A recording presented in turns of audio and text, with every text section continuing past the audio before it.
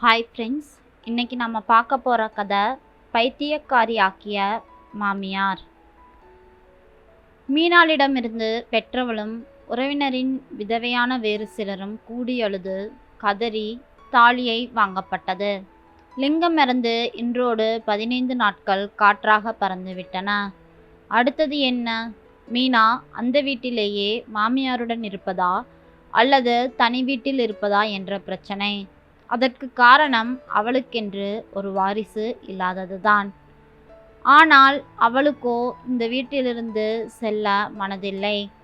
பல லட்சத்துக்கு சொந்தமான லிங்கத்திற்கு வாயில்லா பூச்சியும் இயல்பிலேயே மென்மையும் ஆன மீனாவை அவரது விதவை தாயார்தான் பார்த்து போய் முடித்து வைத்தாள்.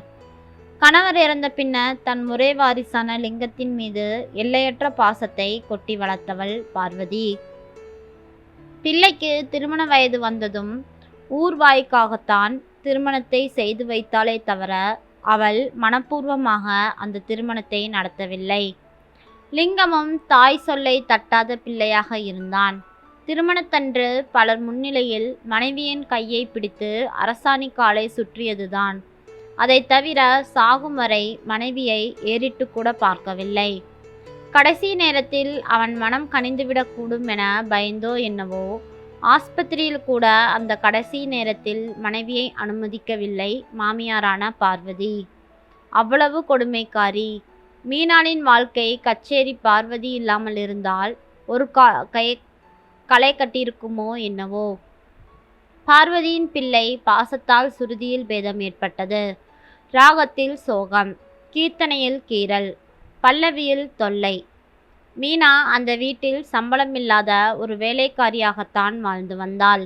லிங்கம் வெளியே போனதும் பார்வதி மீனாளின் பிறந்த வீட்டை பற்றி கேலி பேசுவாள். அவளை வாயில் வந்தபடியெல்லாம் திட்டுவாள். அதற்கு பதில் ஒரு நாள் பொறுத்து பொறுத்து பார்த்த மீனா சில நேரங்களில் ஆத்திரமுற்று எதிர்க்க ஆரம்பித்தாள். பார்வதி பெரிதாக சப்தமிட்டு அழுது ஊரையே கூட்டி விடுவாள். அக்கம் பக்கத்தார் ஓடி வந்து விசாரிக்கையில் மருமகள் தன்னை அடித்து விட்டதாக பொய் சொல்லி நம்ப வைப்பாள். பிள்ளை வந்ததும் அக்கம் பக்கத்தாரை சாட்சிக்கு அழைத்து மருமகள் அடித்ததை ஊர்ஜிதம் செய்வாள். நாளடைவில் இது உறவினர்களிடையே பரவியதால் மீனா பைத்தியக்காரியாக பேசப்பட்டாள். ஆனால் இத்தனை கொடுமைகளுக்கும் மீனா எதிர்த்தோ பதிலோ சொன்னதில்லை. பொறுமையோடு சிரித்து கொள்வாள். தாயாருடன் சேர்ந்து கொண்டு லிங்கமும் மீனாளை பைத்தியம் என்றே அழைப்பார். தனக்கு கோபம் வரும் நேரம் கணவரில்லாத பொழுது மாமியாரிடம் பாய்வாள் மீனா. இத்தனையும் வீட்டுக்குள் மட்டும்தான். வெளியில் மாமியாராவது அவளை பைத்தியம் என இங்கே அடித்தாள் அங்கே அடித்தாள் என குற்றம் சொல்லிக் கொள்ளுவாள். ஆனால் மீனாளோ மாமியாரை பற்றியோ தன் கணவரை பற்றியோ ஒரு வார்த்தை கூட வித்தியாசமாகவோ குறைவாகவோ சொல்வதில்லை. எத்தனை உயர்ந்த குணம்! லிங்கத்தின் காரியமெல்லாம் முடிந்துவிட்டது. இனிமேலும் இந்த வீட்டில் மாமியாரும் மருமகளும் இருப்பது இயலாத காரியம். பெற்றவளும் உடன்பிறப்புகளும் மீனாளிடம் ரகசியமாக ஊருக்கு அழைத்த பொழுது, நல்லா இருக்குதே, என் மாமியார் பாவம், எப்படி தனியாக இருப்பாங்க என்று சொல்லியதை கேட்டு அவர்களுக்கு அவளிடம் இருந்த மதிப்பு சற்று கூடியது. பிள்ளையும் இல்லாததால் மாமியார் அதிகம் கொடுமை செய்வாள் என்று பயந்த அவர்கள் வீட்டை இரண்டாக தடுத்து இருவரையும் தனித்தனியாக இருக்க சொல்ல வேண்டியதுதான் என பெண் வீட்டார் உறுதி செய்து கொள்ள, லிங்கத்தின் ஒன்றுவிட்ட பெரியப்பா எருக்கு முளைத்தது போல் லிங்கம் தன் சொத்துக்களுக்கு உயிலெழுதி வைத்திருக்கிறான் என ஒரு குண்டை தூக்கி போட, உயிலா?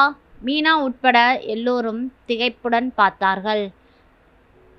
உயிலின் சாராம்சம் முழுமையாக படிக்கப்பட்டது. சொத்தின் பெரும்பகுதியை தன் வழி சொந்தங்களுக்கும் தாயாருக்கும் எழுதி வைத்துவிட்டு ஒரு சிறு தொகையை டெபாசிட் செய்து அதன் வட்டியை மட்டும் மீனாளுக்கு கொடுக்கும்படியும், மீனா ஒரு மனநோய்க்காரி என்பதனால் அந்த பைத்தியத்திடம் இரக்கம் காட்டப்பட்டிருப்பதாகவும் பெரிய மனது பண்ணி எழுதப்பட்டிருந்தது. மீனாளுக்கு மட்டும் இது கணவரால் எழுதப்படவில்லை என்பது புரிந்தது. ஏனெனில் அவரின் சொத்து முழுவதற்கும் உயிலில் எந்த கணக்கும் காட்டப்படவில்லை. அதனால் அவரின் சொத்தையே குறைத்து காட்டியிருந்தது அவளுக்கு தெரிய வந்தது. ஒரு நல்ல சாப்பாடு கூட வீட்டில் சமைக்க மாட்டார்கள். கடைக்கு போய் சாமானம் வாங்கினால் 100 200க்கு என அளவாகத்தான் வாங்கி வருவார். மனைவிக்கு புடவை துணிமணிகளுக்கு கூட அவர் பெரியதாக செலவழித்தது இல்லை. பிறந்த வீட்டிலிருந்து வருஷத்துக்கு வேண்டிய துணிமணிகள் வந்துவிடும்.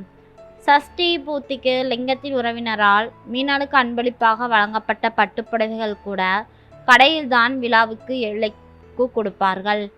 உயிலின் வாசகங்கள் லிங்கத்தின் உறவினரால் போலியாக தயாரிக்கப்பட்டது என்பது மட்டும் மீனாவுக்கு புரிந்தது. மனதுக்குள்ளே பொழுங்கினாள். இந்த நிலையிலும் அவள் அமைதியாகவே இருந்தாள்.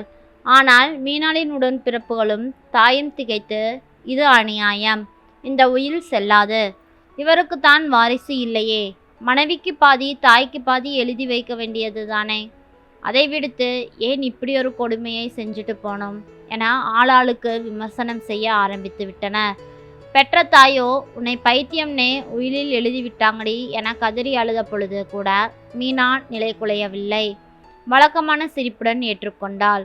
இறுதியாக அவளின் உடற்பிறப்புகள் தங்கள் சகோதரிக்கு இழைக்கப்பட்ட அநீதியை கண்டு கொழுந்தெழுந்ததின் விளைவு கோர்ட்டில் லிங்கத்தின் சொத்துக்கள் தாயாருக்கும் மீனாளுக்குமாக பகிர்ந்தளிக்கப்பட தீர்ப்பு வந்தது.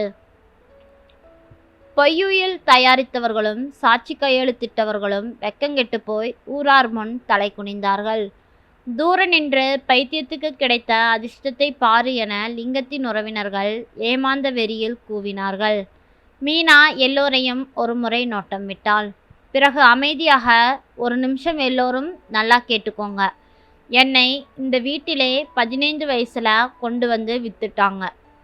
நான் 35 வருஷமாக பொழப்பு நடத்திட்டேன். ஒரு நாள் கூட நிம்மதியாக வாழ்ந்திருப்பேனா என்று கேட்டால் இல்லை. செத்து போனவங்களை பற்றி சொல்லக்கூடாது எனதான் இத்தனை வருஷத்திலே என் கணவரிடமிருந்து ஒரு அன்பு பார்வையோ ஆறுதலான பேச்சோ நான் கேட்டதில்லை. இந்த வீட்டில் சதா சர்வ காலமும் என்னை கொடுமைப்படுத்தி பிள்ளைக்கு நேராக என்னை போகக்கூடாதுன்னு தடுத்து என்னை பைத்தியம்னு பல பேர் நம்ப வைக்கும்படியான பொய்க்கதைகளை கூறிய மாமியாரையும், தாயின் அன்புக்கு அடிமையாகி என்னை சதா ஊருக்கு போக சொல்லிய கணவரையும் மீறி நான் இந்த வீட்டில் இருந்தேன் என்றால் அது என்றாவது என் பொறுமை வெல்லும், அல்லது எனக்கு நல்லது நடக்கும்னு நம்பியதுதான் காரணம். எல்லா தமிழ் பெண்களையும் போல கல்லானாலும் கலவன்னு நினச்சிக்கிட்டு அந்த கல்லானவர்களோடு வாழ்ந்துக்கிட்டு இருந்தேன். பாறையில் ஈரப்பசை இருக்குமா என்று கேட்டால் அது எப்படி என்றாள். புகுந்த வீட்டின் அன்புக்காகவும் பாசத்துக்காகவும் ஏங்கின எனக்கு பைத்தியம்னு பேர் கட்டினாங்க. அதை ஆமோதிக்க சில கூலி பட்டாளங்கள். வசதியாக இருக்கும் பெரிய மனிதர்களும் இந்த உயில் எழுத உடந்தையாக இருந்தார்களே, அவர்களுக்கெல்லாம் ஒரு கேள்வி, ஒரு விதவையோட பணத்துக்கு பேயா அடிச்சுக்கிட்டீங்களே, இது எந்த வகையில் சேர்த்துறது? என் கணவர் தான் வாழ்ந்த காலத்தில் புண்ணியம் செஞ்சாரா? ஒன்றும் செய்யலை, பாவத்தை மட்டும்தான் செஞ்சுக்கிட்டு இருந்தார். ஆனாலும் அவர் என் கழுத்தில் தாலி கட்டியவர். அவரோட நல்லது கெட்டதில் எனக்கும் பங்கு இருக்குது இல்லையா? அவர் அறியாமல் செய்த பாவத்துக்கு பரிகாரமாக இந்த சொத்துக்களை அனாதை விடுதிக்கும் விதவைகள் நல்வாழ்வுக்கும் எழுதி வைக்கப் போகிறேன். இதில் ஒரு சல்லி காசை கூட நான் தொடமாட்டேன். எந்த ஒரு பெண்ணும் கணவனிடத்தில் அன்பைத்தான் எதிர்பார்ப்பாளே தவிர பணத்தை அல்ல. வாழ வேண்டிய காலத்தில் வாழ முடியாதவ இந்த வயசான காலத்தில் இந்த பணத்தை வச்சு நான் என்ன பண்ண போகிறேன்? படிப்பும் அறிவும் ஆற்றலும் மட்டும் இருந்தால் வாழ்க்கை வெற்றி பெற்றுவிடும் என சில கணவரைப் போல நினைக்கிறார்கள். சத்தியமும் நேர்மையும் அறச்சிந்தனையும் அஞ்சும் போக்கும் தெய்வ அருளும் இல்லை என்றால் எத்தனை பணம் இருந்தாலும் எத்தனை படிப்பு இருந்தாலும் மனிதனின் வாழ்க்கை வெற்றி பெறவில்லை. என் வாழ்க்கை மற்றவர்களுக்கு பாடமாகட்டும். நீண்ட பிரசங்கமே செய்துவிட்டாள் மீனா. ஒரு நல்ல காரியத்தை செய்துவிட்ட திருப்தியில் ஊஞ்சலில் அமர்ந்து கம்பீரமாக ஆடினாள். உடன்பிறப்புகள் திகைப்பும் வியப்புமாக நின்றனர். லிங்கத்தின் உறவினர்கள் பைத்தியம் என்பது சரியாகத்தானே இருக்கிறது என இப்பொழுதும் முணுமுணுக்க ஆரம்பித்தார்கள். ஆமாம், அன்புக்காகவும் பாசத்துக்காகவும் வாழ்க்கையையும் வீணாக்கிவிட்டு இப்போ பணத்தையும் வேண்டான்னு சொல்லிட்டு போகிற நான் உங்கள் பார்வைக்கு பைத்தியம்தான் என்று சொன்னார். நன்றி. இந்த கதை பிடிச்சிருந்தா மறக்காமல் நம்ம சேனலை லைக் பண்ணி சப்ஸ்கிரைப் பண்ணுங்கள். தேங்க்யூ.